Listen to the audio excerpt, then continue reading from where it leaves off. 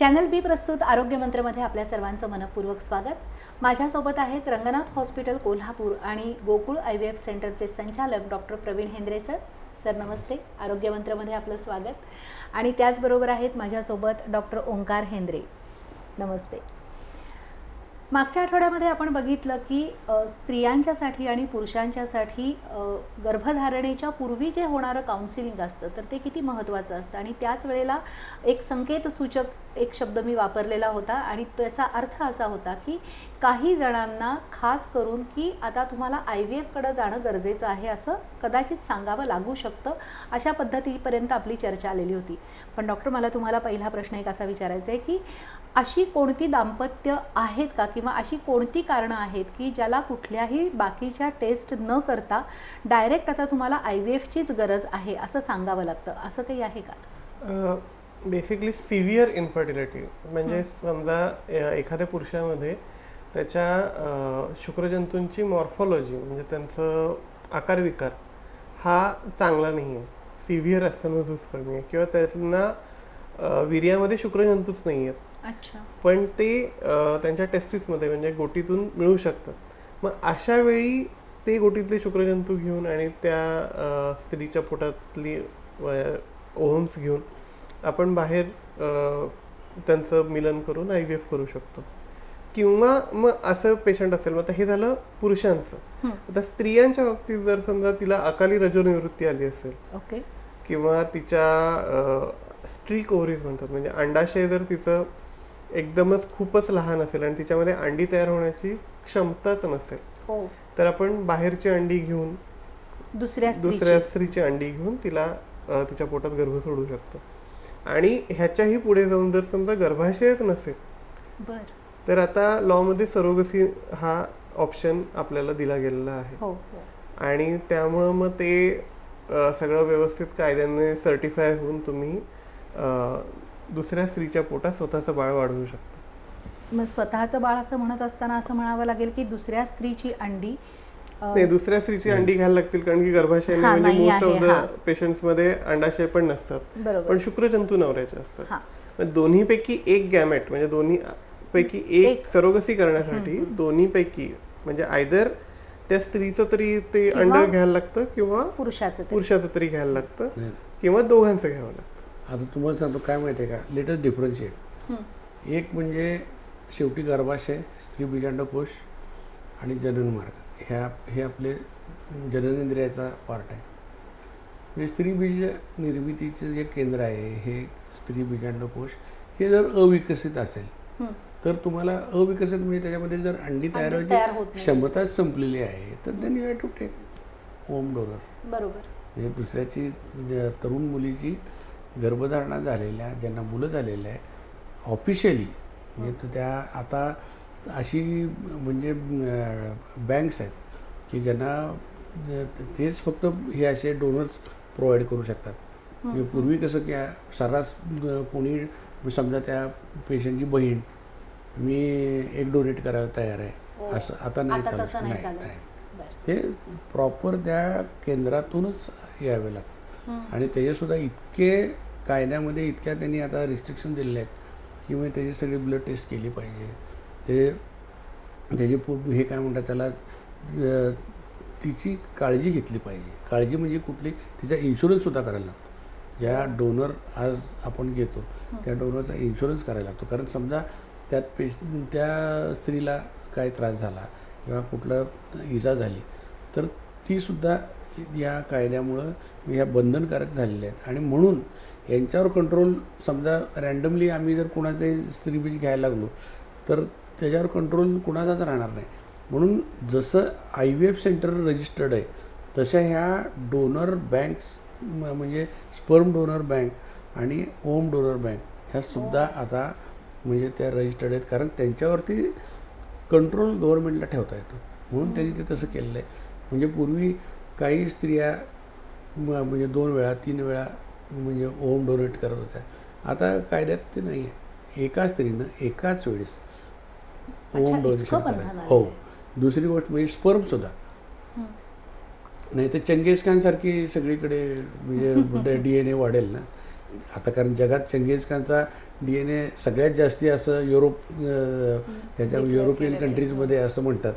म्हणजे ते समजा जर काय तो स्पर्म डोनर जर एक सारखे स्पर्म द्यायला लागले त्याची किती पिल्लावळ इकडे तिकडे जाणार मग. तर त्यामुळं गव्हर्नमेंटने बरोबर ते केलेलं आहे की एका स्पर्म डोनरकडून एकाच ह्याला काय म्हणतात त्याला रेसिपियंटसाठी तो स्पर्म वापरला जातो. मग ते हे सगळे कंट्रोल करण्यासाठी त्यांनी या सगळ्या गोष्टी केलेल्या आहेत. तर म्हणून की ज्या स्त्रीमध्ये स्त्रीबीज निर्मिती करण्याची क्षमता नाही आहे, म्हणजे अंडाशय नाही आहे परंतु गर्भाशय आहे, पण ते गर्भाशय आता सध्या म्हणजे गर्भधारणा करण्यासाठी सक्षम आहे. कारण जे काही थोडे बहुत हॉर्मोन्स त्या ओव्हरीमधून स्ट्रिक ओव्हरीमधून सिक्रेट होत आहेत त्यांनी गर्भाशय तरी शाबूत ठेवलेलं आहे. तर अशा गर्भाशयामध्ये तुम्ही ते डोनर ओम घेऊन गर्भाशयामध्ये ते प्रत्यारोपण करून त्या स्त्रीला गर्भधारणा करू शकता, पण तिच्या नवऱ्याचं शुक्राणू वापरून. रॉकेटान्स्की सिंड्रोम म्हणजे मगाशी तो सांगत होता की ज्याच्यामध्ये त्या स्त्रीमध्ये गर्भाशय नाही आहे, पण अशा स्त्रियांमध्ये स्त्री बीजांडकोश असतं. स्त्री बीजांडकोश हा त्याची उत्पत्ती जी आहे पोटामध्ये ही वेगळ्या लाईनमधून आहे आणि गर्भाशयाची उत्पत्ती ही वेगळ्या लाईनमध्ये आहे. त्यामुळे त्याच्यामध्ये काय आहे की स्त्री बीज निर्मितीची जी काय ओव्हरीची जे उत्पत्ती आहे ती तयार होते, पण जनन मार्ग जो आहे म्हणजे गर्भाशय जो आहे हे गर्भाशय म्हणजे विकसित होत नाही. फक्त आता गर्भाशयसुद्धा गर्भाशयाचा वरचा भाग आणि जनन मार्गाचा खालचा भाग किंवा योनी मार्गाचा खालचा भाग हा वेगवेगळ्या टिश्यूपासून तयार होतो. मग त्यावेळेस आम्ही कृत्रिम वजाना तयार करतो आणि त्यातून ही स्त्रीबीज घेता येतात. सगळ्यात तुम्हाला सांगतो की प्रत्येक दाम्पत्याला एकच इच्छा असते की जे काही बाळ आहे ते माझं स्वतःच व्हायला पाहिजे. मग अशा पेशंटमध्ये म्हणजे ज्यांना म्हणजे स्त्रियांमध्ये ज्यांचं स्त्रीबीजांडकोश अविकसित आहे, ज्या त्यांच्यामध्ये स्त्रीबीज हे घेऊन म्हणजे ओम डोनर घेऊन, ज्या स्त्रीमध्ये गर्भाशयच नाही आहे त्याच्यामध्ये सरोगसीद्वारे ह्या 2 स्त्रियांच्या मधल्या कंडिशन्स ज्या आहेत की ज्या कंपल्सरी तुम्हाला म्हणजे IVFकडेच जायला लागतं. आणि पुरुषांच्या ज्या आहेत ते त्यांनी सांगितले अजूस्पर्मिया. आपल्याला अजूस्पर्मिया म्हणजे शुक्राणू जरी स्पर्म ह्याच्यामध्ये सिमेन ॲनालिसिसमध्ये 0 काउंट जरी दिसला तरी बऱ्याच वृषणांमध्ये शुक्राणूची निर्मिती होत असते, पण ती फार कमी प्रमाणात होत असते. आणि दुसरी गोष्ट म्हणजे काय की त्याचा जो मोठा मार्ग आहे म्हणजे वास डेफरन्स, मग त्यातून हे का फॅलस ह्यातून बाहेर पडेपर्यंत ते शुक्राणू म्हणजे इतके चपळ आणि हे राहत नाहीत. मग अशा वेळेस वास डेफरन्समध्ये त्यांनी सांगितलं पेसा तिथून शुक्राणू काढून घ्यायचे आणि IVF करण्यासाठी शुक्राणू किती 10 नाही तर 15 लागतात, जास्ती लागत नाही. जेवढे एग्स आहेत तेवढे शुक्राणू लागतात चांगले चपळ आणि हे ते निघू शकतात. किंवा ॲक्च्युली वृषणाचा टिश्यू त्या पुरुषाला भूल देऊन ते काढून मायक्रोस्कोप खाली तुम्ही जेव्हा तपासता त्याला मायक्रोटेसी म्हणतात, तर त्याच्यात जेव्हा तुम्ही तपासता तेव्हा तुम्हाला त्याच्यामध्ये शुक्राणू भेटतात. तर ज्या दाम्पत्यांना मला माझंच बाळ व्हायला पाहिजे आहे असे दाम्पत्य म्हणजे बाहेरून ज्यांना डोनर घ्यायचा नाही आहे अशा दाम्पत्यांना या म्हणजे डायरेक्ट तुम्हाला म्हणजे जेव्हा पहिल्या तुम्ही स्क्रीनिंग करता पेशंटचं त्यावेळेसच हे जे हे आहेत ह्या दाम्पत्य आहेत ह्या दाम्पत्यांना आपला डायरेक्ट IVFचा सल्ला द्यायला लागतो. आणि बाकीचे जे आहेत ते आता तो सांगेलच पुढचं काय आहे. नक्की. बाकी इतर दाम्पत्यांना काय? इतर दाम्पत्यांना आपण पुरुषांच्या काय टेस्ट आहेत त्या तुम्ही आपण लास्ट भागात बघितल्या. आता स्त्रियांकडे वळूया. स्त्रियांमध्ये सगळ्यात महत्त्वाचं पहिल्यांदा आपण हिस्ट्री म्हणजे त्यांच्याशी आपण जे काउन्सिलिंग आणि कन्सल्टिंग करतो त्याच्यामध्ये सगळ्यात सर्वप्रथम त्यांचा संबंध व्यवस्थित होतोय का, संबंध व्यवस्थित होतोय, संबंधाची फ्रिक्वेन्सी किती आहे आणि त्या फर्टाईल पिरियडमध्ये म्हणजे पाळीच्या साधारणतः 11व्या दिवसापासून 22व्या दिवसापर्यंत त्यांचा ॲटलिस्ट डेली नाही तर ॲटलिस्ट अल्टरनेट डे तरी संबंध होतो का हे व्यवस्थित त्यांना विचारावं लागतं आधी. आणि मग कधी कधी ह्याच्यामध्येच प्रॉब्लेम निघतो. मग तो पुण्याला जॉबला आहे, मग आम्ही आठवड्यातून एकदाच भेटतो, किंवा मग मिस्टर मिलिटरीत आहेत, हिचा कुठं दुसरीकडे जॉब आहे. मग म्हणजे आजकाल दोघांना क्वालिटी टाइम देता येत नाही. आणि आजकाल हे जॉब्समुळे दूर असलेले सुद्धा कपल्स आम्हाला बघायला मिळतात. मग ह्या हिस्ट्रीमधून जर हे निघालं की बाबा त्यांना क्वालिटी टाइम देता येत नाही, तर त्याप्रमाणे काउन्सिलिंग करायला लागतं. बेसिकली आला पेशंट की त्याला तपासण्या करा आणि पुढे जावा. म्हणजे आमच्याकडे सोनोग्राफीचं मशीन आहे आणि ब्लड टेस्टची लॅब आहे म्हणून सगळ्यांचंच करा, ह्याला काही अर्थ नाही. मग पहिल्यांदा व्यवस्थित काउन्सिलिंग करून मग त्यातून काही निघतंय का, मग त्यातून जर काही निघालं नाही तर मग पहिल्यांदा स्त्रियांमध्ये आपण फॉलिक्युलर स्टडी कडे जातो. म्हणजे पाळीच्या तिच्या दुसऱ्या दिवसापासून त्या फॉलिकल्सची म्हणजे अंडाशयातल्या जे काही ओव्हम्स असतात त्याच्या बाहेरच्या पाण्याची आपण त्याच्या बाहेरच्या पाण्याला आपण अल्ट्रासाऊंडवर बघू शकतो. कारण ओव्हम कितीही गेलं तरी हा मायक्रोस्कोपिक आहे. म्हणजे साधारणतः 100 मायक्रॉनचा ओव्हम असतो जो काही अल्ट्रासाऊंडवर दिसत नाही. बट ती जी काही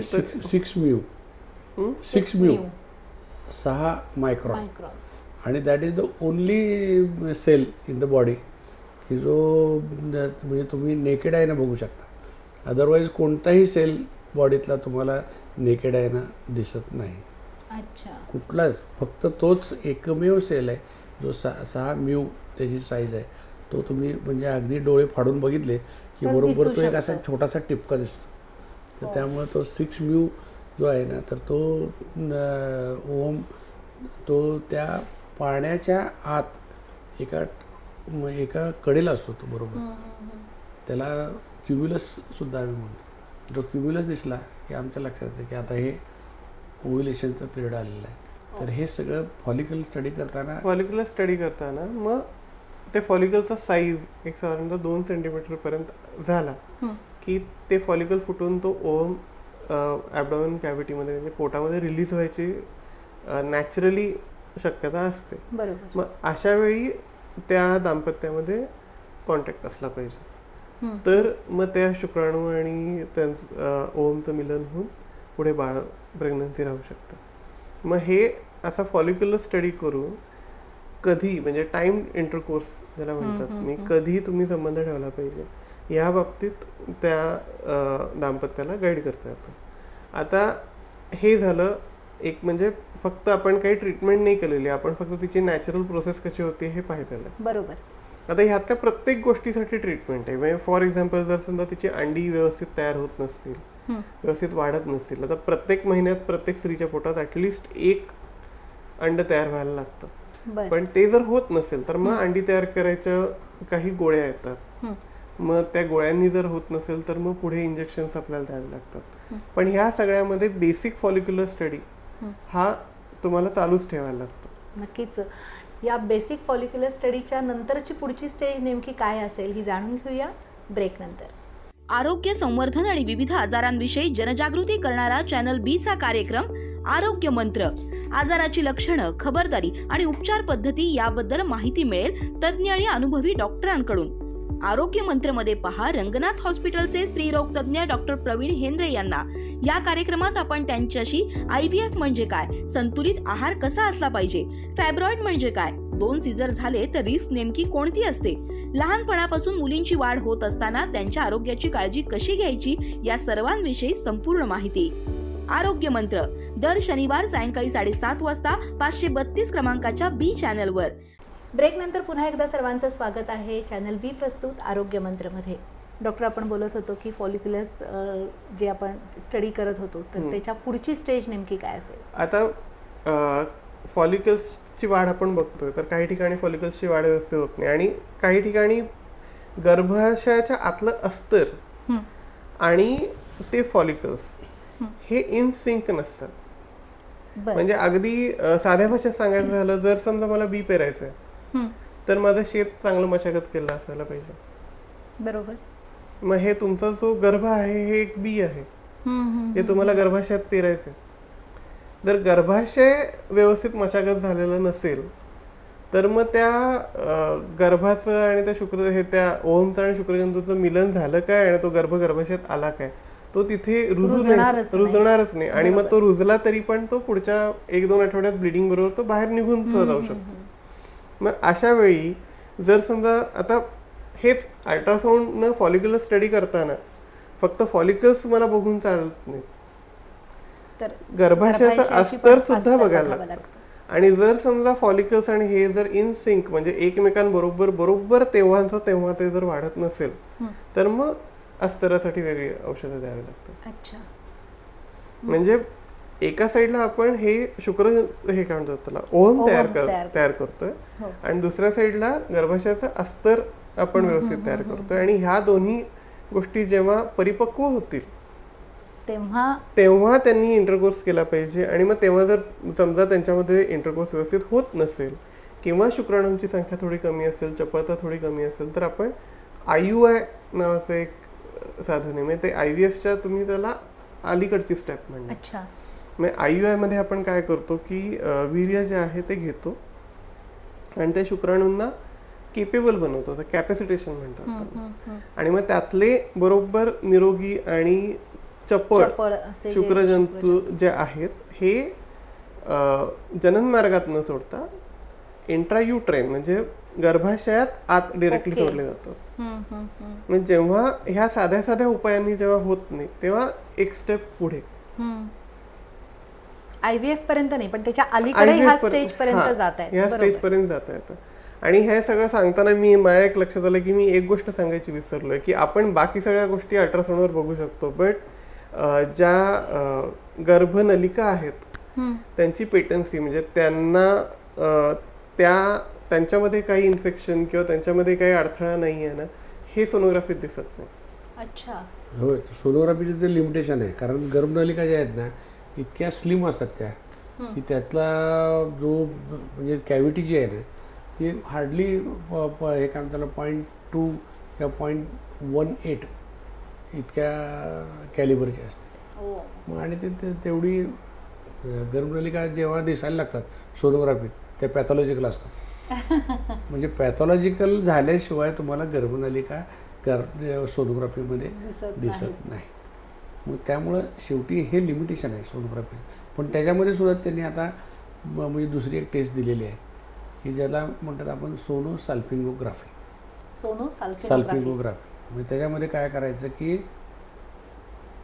जसा हिस्टोसाल्पिंगोग्राफी आहे म्हणजे गर्भाशयात तुम्ही रेडिओ म्हणजे जो एक्सरेमध्ये दिसणारा डाय आहे तो घालता आणि गर्भनलिका पेटंट आहे का नाही तो एक्सरे काढून बघता. तर त्याच्यामध्ये हा दुसरा जो ही तपासणी आहे ही सोनोसाल्पिंगोग्राफी. तर त्याच्यामध्ये काय करतात, साधं नॉर्मल सलाईन जे आहे ते नॉर्मल सलाईन एक 20 cc सिरिंजमध्ये घेतलं जातं आणि ते जोरात म्हणजे हलवलं जातं की त्याच्यामध्ये ते एअर बबल्स तयार करतात. आणि एक छोटासा कॅथेटर जो आहे की म्हणजे नलिका जी आहे प्लॅस्टिकची ही गर्भाशयाच्या आत सोडली जाते. आणि गर्भाशयाच्या आत सोडल्यानंतर मग त्यातून ते इंजेक्ट केलं की ते त्यातले जे बबल्स आहेत ना ते बबल्स सोनोग्राफीमध्ये म्हणजे पोटाच्या उदर पोकळीमध्ये म्हणजे गेलेले तुम्हाला दिसतात.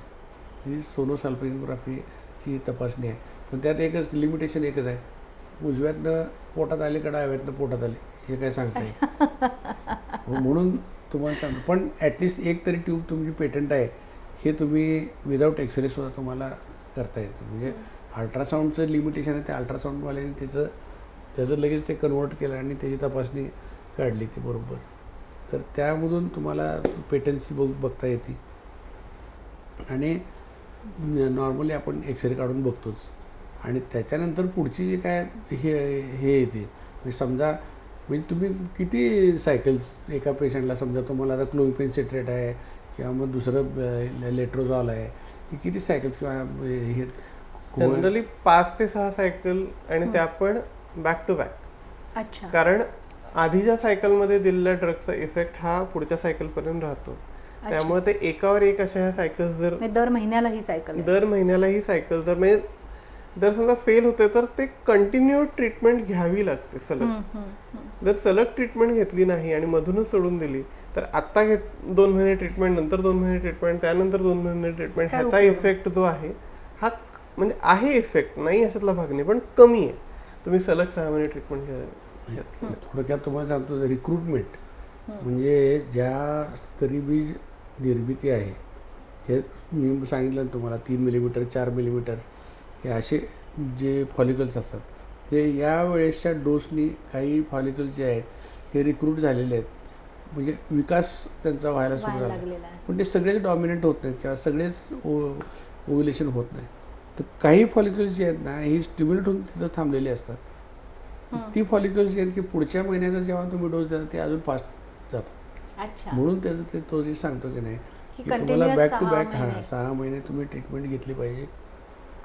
त्यात सुद्धा मेनली 2च ड्रग्स आहेत ओरल तोंडाने घ्यायचे, क्लोमिपेन सिट्रेट आहे, एक लेट्राझॉल आहे.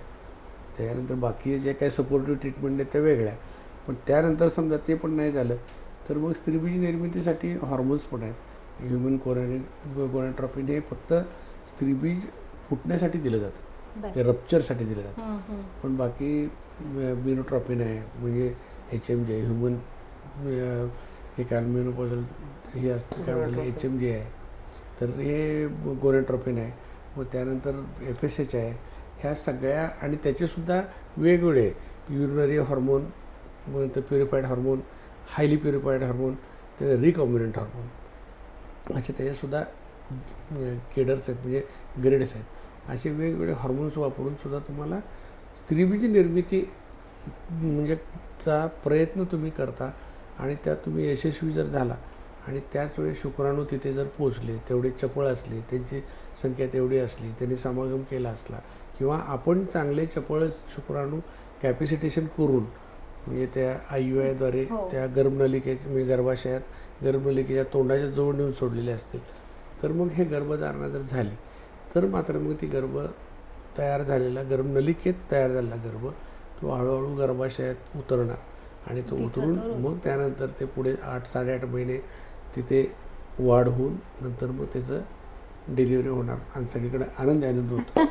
तर पण हे सगळं जे आहे की नाही हे सगळं त्या आलेल्या दाम्पत्यावरती जेव्हा यंग असतात ते त्यावेळेस आपण हे सगळे प्रयोग करू शकतो. पण म्हणजे 6 सायकल्स टॅबलेट्सच्या, त्याच्यानंतर आता मी 6 सायकल दिल्यात, मग त्याच्याकडे गेला पेशंट त्यांनी 6 सायकल दिल्या आणि कोणाकडे गेला त्यांनी 6 सायकल दिल्या, त्याला काही अर्थ राहत नाही. त्याला कुठेतरी त्याला लिमिट करायला लागतं की बाबा आता हे संपलेलं आहे, to will go for next step. Next step काय ते मला वाटतं आता मला तेच विचारायचं होतं की IUI झाल्यानंतरची मग पुढची नाही बता एवढं सगळं करून सुद्धा जेव्हा ती प्रेग्नंट राहत नाहीये तेव्हा आता बाबांनी जसं सांगितलं की अल्ट्रासाऊंडला लिमिटेशन्स आहेत. उद्या जर तुम्ही तिथं CT स्कॅन MRI काहीही केलं, कुठल्याही प्रकारची रेडिओलॉजिकल इन्व्हेस्टिगेशन केली, इमेजिंग स्टडी केला, तरी प्रत्येक गोष्टीला त्याच्या लिमिटेशन्स आहेत.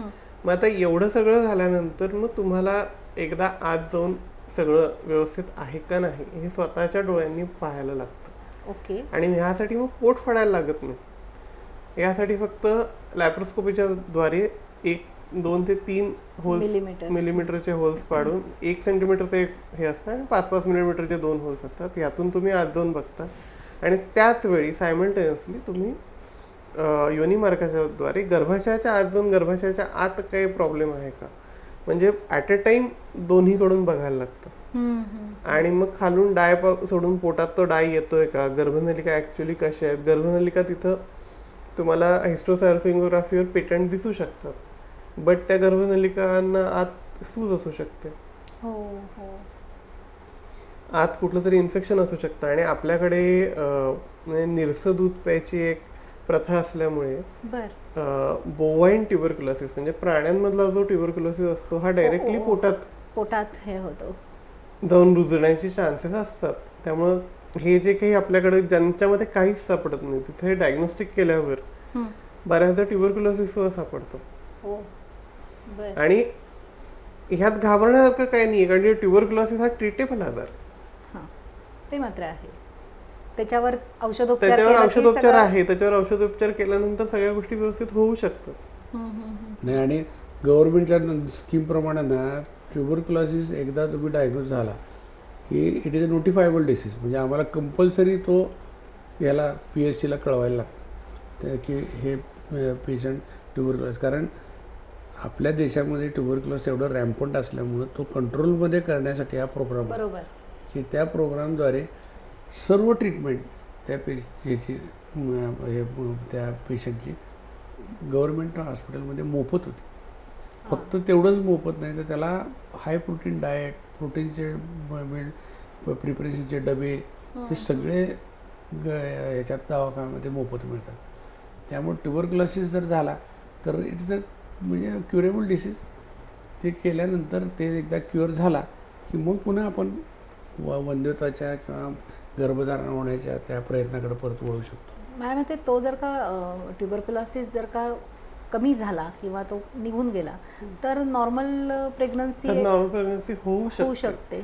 जर समजा त्यांनी ट्युबरक्युलोसिस ह्या जनन मार्गामध्ये सगळ्यात जास्त अफेक्ट करतो ह्या गर्भनलिकांना.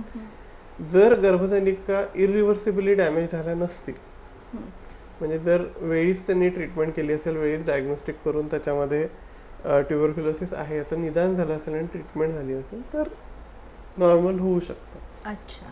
बट अगेन ते पेशंट टू पेशंट वेगळं आहे.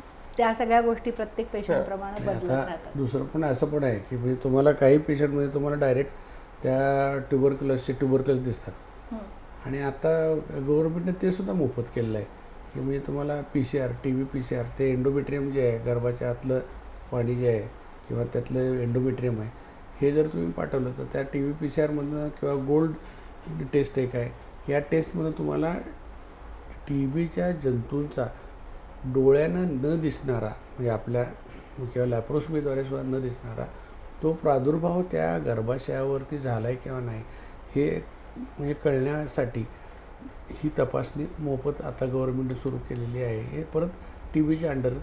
तर त्यामुळं तीसुद्धा त्या लॅप्रोस्कोपीमध्ये बेसिकली लॅप्रोस्कोपीमध्ये कसं आहे की निदान करणे आणि उपचार करणे आणि तुमचं हे काय म्हणतात जनन मार्गाचे जे काय आतले सगळे अवयव आहेत हे नॉर्मल करण्यासाठी ते तुम्हाला सांगतो की म्हणून ते लॅप्रोस्कोपी, हिस्ट्रोस्कोपी या दोन्ही गोष्टी फार महत्त्वाच्या आहेत.